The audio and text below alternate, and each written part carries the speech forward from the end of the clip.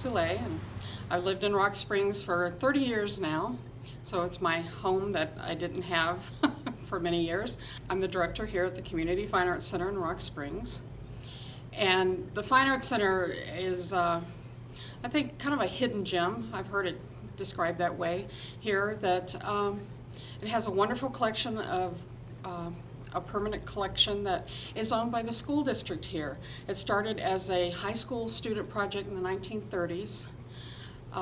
Their science teacher, they didn't have an art teacher at the time, but their science teacher loved art, wanted to instill, I think, a very uplifting, positive aspect to their school. And they went around with their tin cans, they did carnivals, they had bake sales, and they collected the money, you know, pennies, nickels at a time, to purchase art, and it hung in the classroom.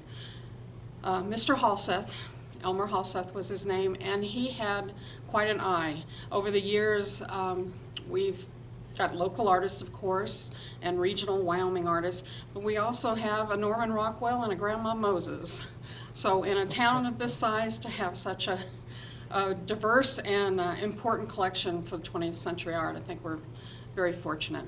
A few years back, we started a community show. Each year, we're giving them a different theme. So local artists, Sweetwater County artists, are invited to submit. It's an open show, so it's if they follow the criteria, they get to hang their work. This year, it's black and white. We limited the color palette. And sometimes that can be kind of stifling, I think, for some people, but we have some really strong pieces in this show. In this show, one of the librarians who studied art, Ellen Noel, has 3 prints. One of them is actually over my shoulder here, and she does some beautiful woodcuts.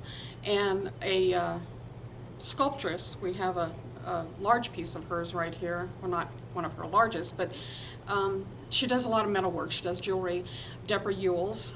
She's been around the state a little bit and in Montana, but her home is here, and she's recently relocated back to the area.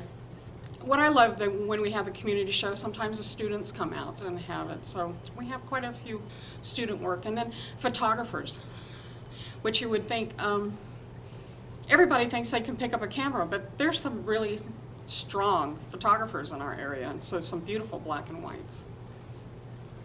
The hopes for the future of the Arts Center are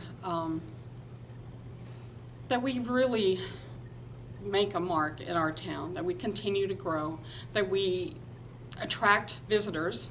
We get quite a few people coming to Wyoming, you know, for the beautiful mountains and the Wild West theme of what Wyoming is, but we also have quite an art culture in our state, and having this permanent collection here is really a highlight, I think, especially for Rock Springs.